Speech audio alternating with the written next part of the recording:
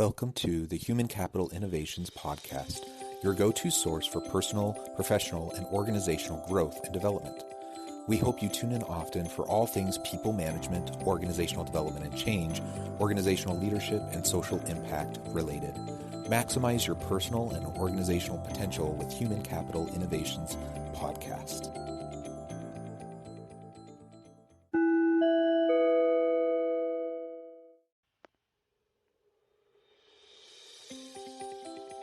Welcome to the Human Capital Innovations Podcast.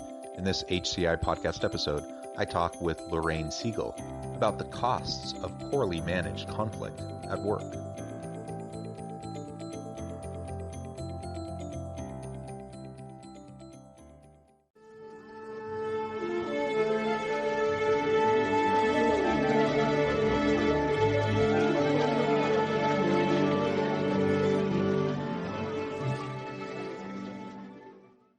Lorraine Segal, welcome to the Human Capital Innovations Podcast. Oh, thank you so much, Jonathan. I'm delighted to be here.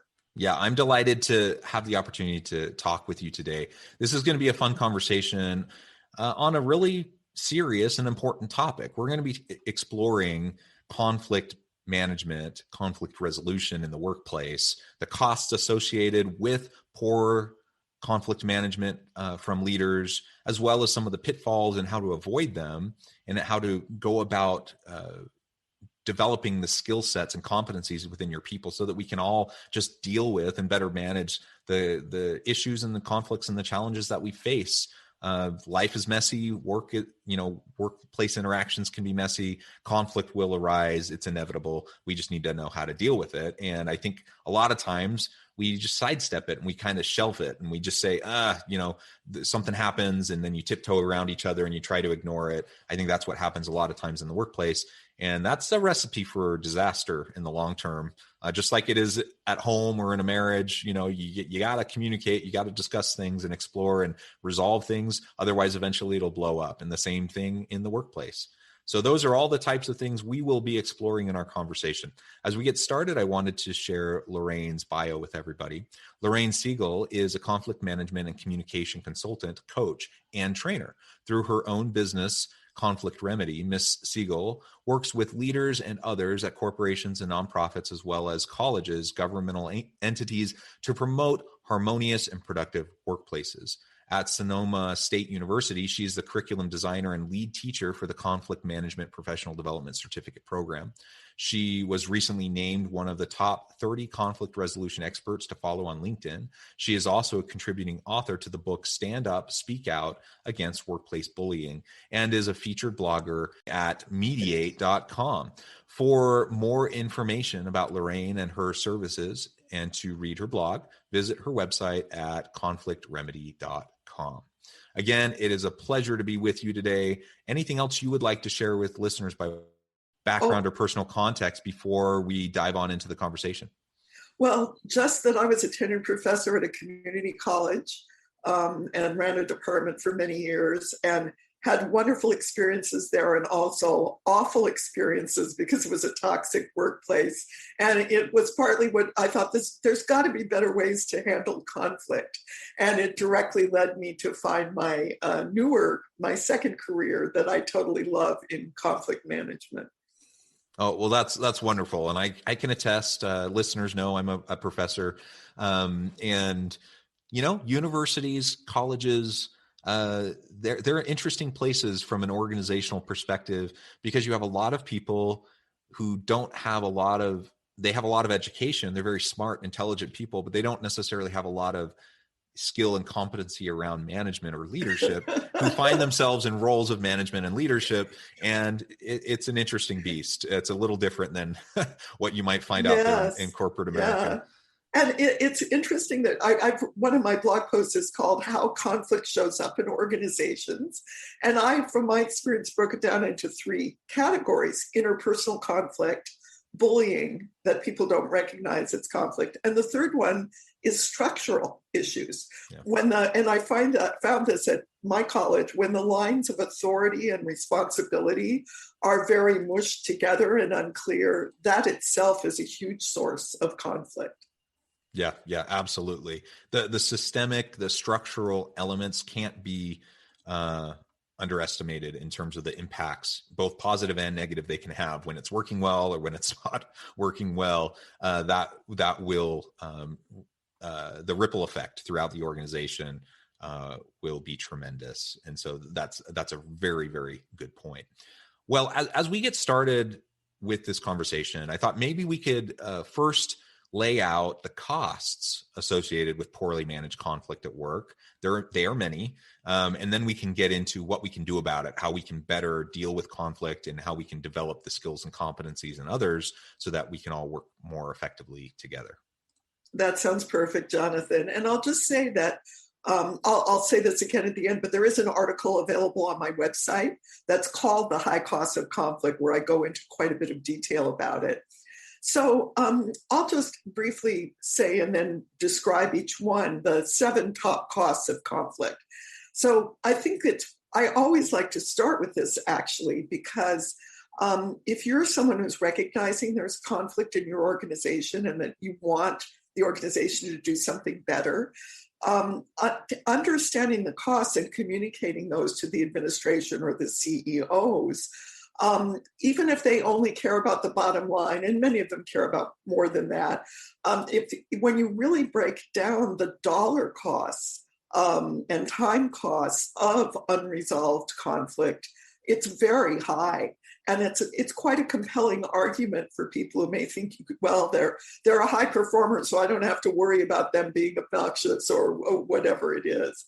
So the top costs, and I'm just going to list them and then I'll talk about them: wasted time, employee turnover, legal issues, absenteeism and presenteeism, violence, poor decision making, and in general, a toxic workplace. So managers can spend up to 50% of their time dealing with conflicts. They've done studies about this. HR people, it's often at least 1 day a week. Even people who don't have a leadership position, who've gotten drawn into a conflict somehow, they can waste a ton of their time that could be done doing something productive, helping the organization. And so it's a huge time suck, basically, conflict. And can I just speak to that really quickly? The time suck element. You know, there's you're going through all, you know, the different costs, and there's many.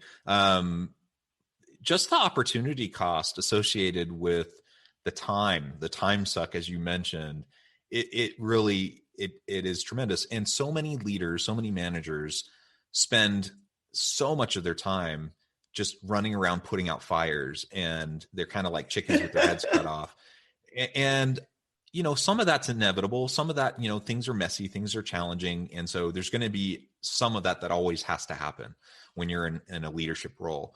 But if that's like what you're doing most of the time, then you're not managing or leading effectively, and you're not dealing with the conflicts and the interpersonal issues and the systematic issues. You're not dealing with all of those things effectively. And if you focus your time in laying a foundation of mutual accountability and trust, and helping people develop good, meaningful relationships, and connecting their work to their meaning and purpose, and so they can find fulfillment in what they do. If you put your time and effort towards those things to lay that foundation, a lot of the like running around with like chickens with your head cut off and the putting out fire stuff will start to take care of itself, because people can manage their own day better, and they can manage when things happen, and there won't be big blowups of conflict within your team, because people will know how to deal with it, you know, when something arises, right? And so that time suck element, it's a trap, and it's like a downward spiral.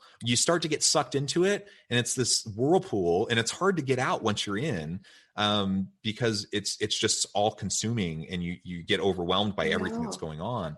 But man, if you can stay out of that whirlpool and actually establish good patterns with your team, then all of a sudden you're going to have all this time back where you can focus on strategic stuff. You can focus on building and developing relationships and skills and competencies of your team, and creating and innovating, all the things that leaders want to be spending their time doing. And, you know, when you said that, I can't help but think I got hired by a very large credit union to help them with conflict. And they had two people from the C-suite, high executives, very much valued, who had been embroiled in conflict for 10 years. And there was a new CEO who hadn't been involved in the conflict. And he hired me to basically, I call it putting out fires.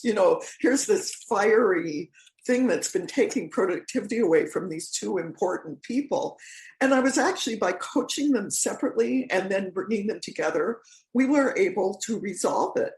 And I said to the people who'd hired me, look, if this was flying under the radar for 10 years, then you have a problem with, your folks aren't trained to recognize and deal with conflict. Hire me, let me do an assessment, let me come in and train you and help you. And they didn't go for it. It's just, the fire was out, everything was okay. Then they hired me again about 6 months later for a different fire. And I'm really good at getting people, to feel supported and then to be willing to look at what their part is, et cetera. And we resolved it really, really well. And I made the same pitch to them. Look, things like this are going to keep happening. Do you want to keep hiring me for fires, or would you like to really address this? But, and these were really smart, good people. They had so many things on their plate, and they just went back into denial. So it's sad, though, to me. I'm always about, the more you can resolve things proactively, the more they don't need to be in conflict, the better off everyone is, as you were saying. Yeah, absolutely. So let's get into some of those other costs associated with the conflicts that aren't managed well. And let us just say, of course, on the flip side, when you're managing the inevitable interpersonal and structural types of conflicts that will emerge, that actually saves you tons of money. Absolutely. Right? And it will allow you to be more productive. It will allow you to be more innovative. So the flip side is all upside, right? It is. But we do want to eliminate or at least diminish the costs associated with the not handling it effectively. So what are some of let's go into some of those others. And let me just say too that the cost is like being able to lower costs and make things better is like sort of the carrot and the stick wrapped into one of why people should invest resources and time into conflict management. So another huge cost is employee turnover. One of the biggest reasons people say they leave their companies is interpersonal relationships. It's not that they can't do their jobs or don't know what they're doing or it's not even that they don't like their work. But if they're not getting along with people, then they start looking for a way out. And then, of course, if people are leaving, all the money you invested in training, all the connections that they have, the ways they can interact with people, those are lost. And then you have to do recruiting and interviewing and onboarding. The cost can end up being 150% of someone's yearly salary. And that's huge, to lose your good, experienced, valued people. Another is legal issues. We live in a litigious society. People will file grievances, or people will file lawsuits if they feel like they've been abused or mistreated, or they're angry, which often happens in conflict.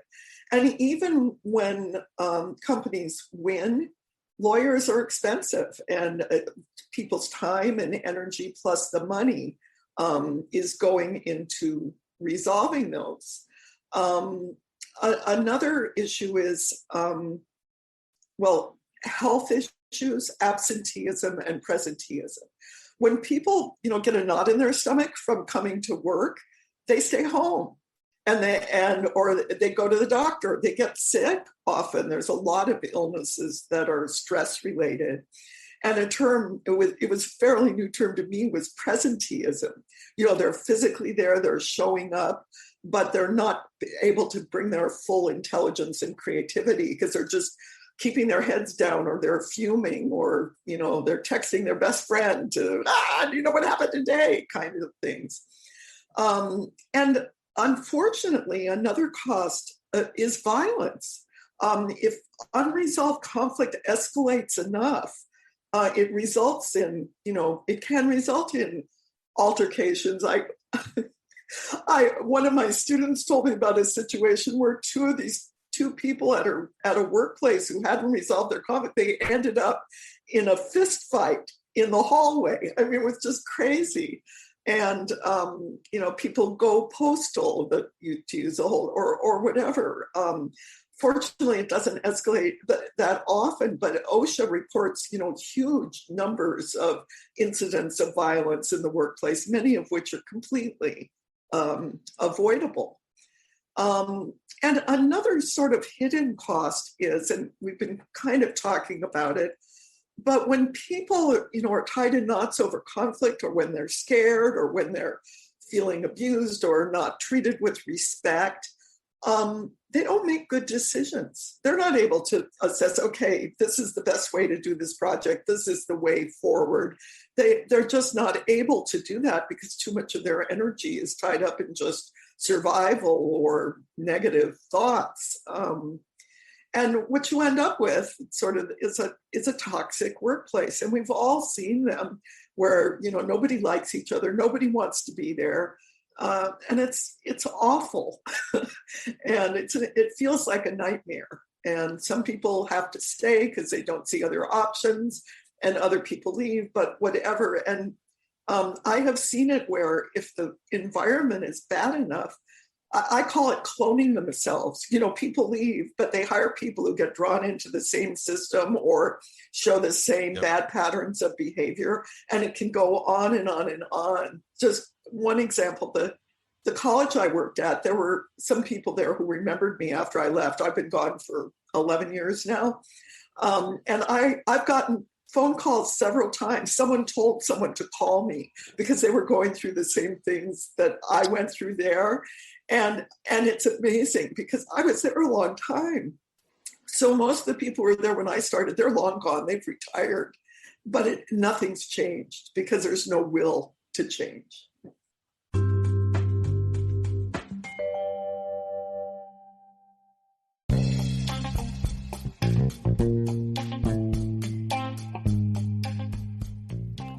I'm excited to announce the publication of my new book from HCI Press, The Alchemy of Truly Remarkable Leadership: Ordinary, Everyday Actions that Produce Extraordinary Results.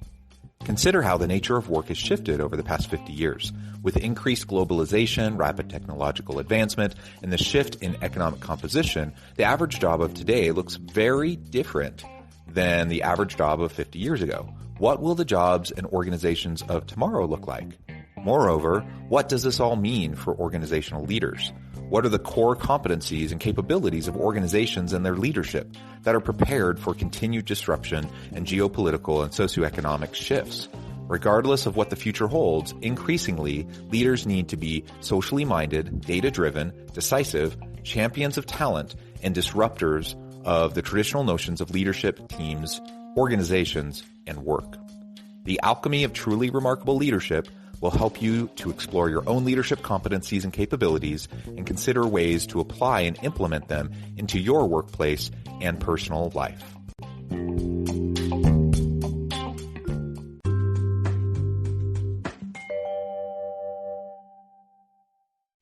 Yeah, well, you're right. We've all been there. We've all been in those hostile or negative types of environments, unhealthy workplace environments.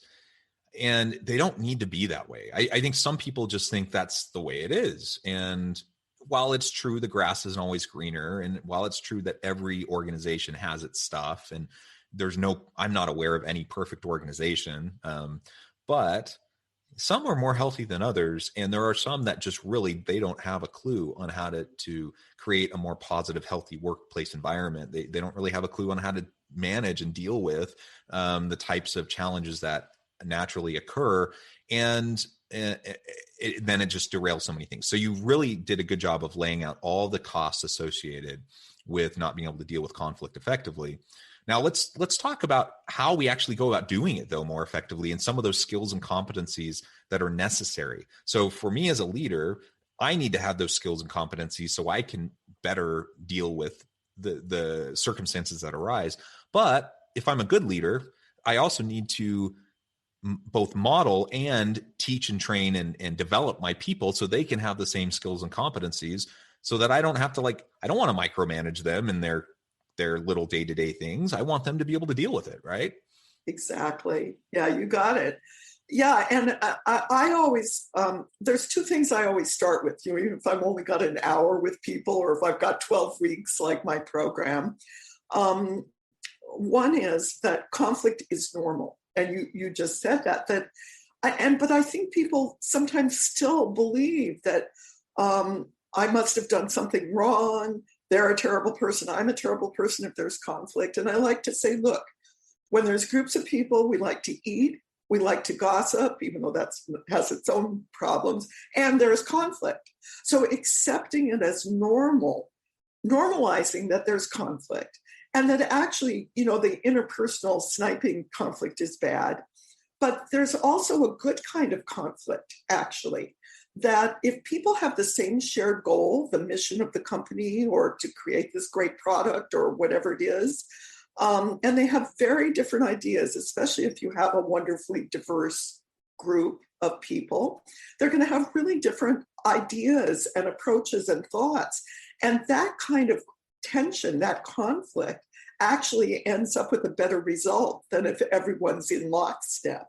So understanding that if conflict also has a positive aspect, if you can do more to eliminate the negative parts, is a start. And yeah, can I just absolutely piggyback on that? So absolutely, we often will call that healthy conflict, right? Because it avoids groupthink. It allows you to get diverse perspectives voiced, heard, and actually, it enhances the decision-making capabilities of the team when you have that kind of healthy pushback, a psychologically safe environment where people know that they can speak up and speak out and push on each other, recognizing that, everyone's going to be better off for it. We're going to have better, more thought out decisions. We're going to have better solutions, etc. So that is, we definitely want that. That's, the healthy kind of conflict. And that is going to be there in any organization. Like you said, though, we want to diminish the unhealthy stuff, right? Yes. And actually, I'll just say, this might be a tiny bit out of order, but in my 12-week program, one of the last weeks I call a vision for the future. And it's all about, okay, I'm teaching my students these skills that we're going to be talking about as we go. But then this last week of content before they're doing evaluations and, their own little projects is, what would it look like if an organization was truly proactive?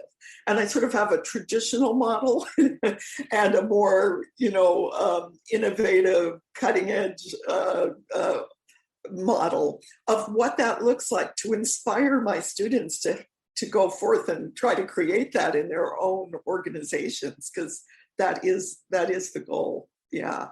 So what I like to, I've seen different figures on this depending who's being quoted, but I personally believe that 90% of conflict is internal. So the leaders have to start by doing their own work. What trigger, and I talk about emotional triggers. People can say or do something little that has we explode, or it has this huge impact on us, and we don't recognize that it's because it poked something from the past. It's not really what was said then. So we think they did something terrible because we're not looking at our own history. So I talk about emotional triggers. I have people the concept of story is central to it. There's neurobiological research that we don't remember what happens. We encode a story and we remember the story we tell ourselves about what happened. So that's why eyewitnesses or two people in a conflict can have such different perspectives on it, neither of them are lying. Usually, there are some people who lie, but that's a small minority. It's just that they told themselves and then remember a different story, emphasizing different things that lit up for them. And so when people start looking at that, which is inner work, they start understanding that, okay, I'm the protagonist of my story, but you're the protagonist of your story. Sometimes one's in a horror movie and one's in an action thriller, And I actually, in one of my classes, I have a slide of there's a very old Japanese samurai movie called Rashomon. And it was one, I used to love those and go see them in rep theaters. This was even before there was streaming and things. And it's the first movie I know of that tells the exact same story from 3 different perspectives. And it's very powerful to understand that you're not doing things to me, you're walking your own story for the most part. So things like that are very powerful. And I start asking, I said, okay, so how do you find out their story? You can guess, use your empathy, and you can also be curious and listen. And, listening gets talked about, listening with compassion, listening to understand, whatever you want to call it. It's a simple concept that's, it's been around forever, but it is immensely powerful. And I add that you have to be willing to listen first.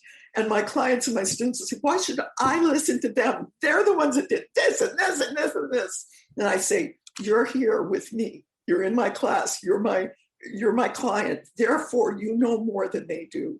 And with greater knowledge comes greater responsibility. Absolutely. Absolutely. Well, Lorraine, I'm looking at the time, and I'm cognizant of the time slot, and I want to be respectful of your time. This has been a lot of fun, and we've really only scratched the surface. So I think what we need to do is I need to have you back on so that we can continue the conversation. But before we close today, I wanted to make sure I gave you a chance to share with listeners how they can get connected with you, find out more about your work, and then give us the final word on the topic for today. Okay, very good. Well, I do want to remind people that in terms of the high costs of conflict, if you go to my website, I have a website, conflictremedy.com. And if you scroll down the first page, you can sign up for my newsletter. I write a blog every month about these topics. And you will get automatically the article, The High Cost of Conflict, which I think is a really useful one. So the newsletter and my website are good ways to connect with me. I have over 130 blog posts at this point, so spending some time looking at them might be useful. I'm also on LinkedIn. You mentioned the book I contributed to on Stand Up, Speak Out Against Workplace Bullying. It's 23 real-life stories of people who were bullied and mobbed, and I tell my story in there. And and in terms of the final word on the topic, conflict management skills are absolutely learnable.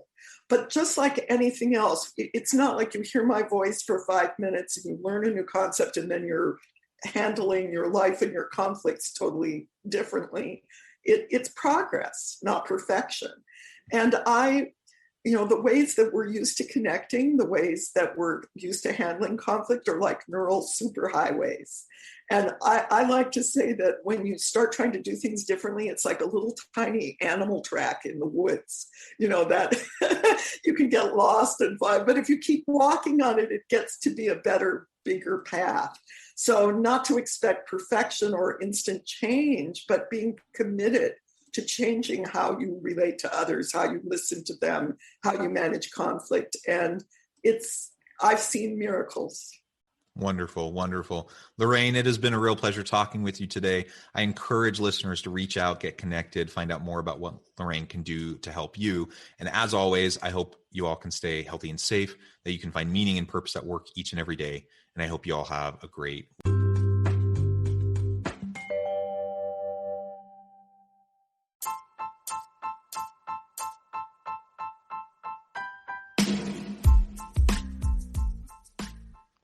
We are excited about the launch of HCI's new magazine, Human Capital Leadership.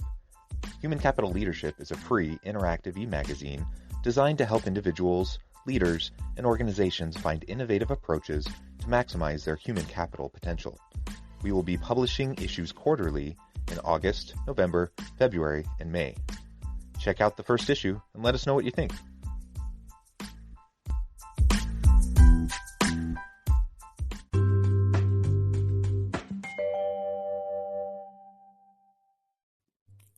Thanks again for joining us for this episode of the Human Capital Innovations Podcast.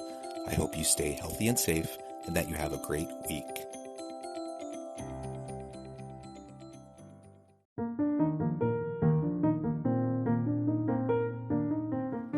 Check out our new weekly LinkedIn newsletter, Alchemizing Human Capital, exploring industry trends via original research and interviews with executives and thought leaders from across the globe. We look forward to having you join us.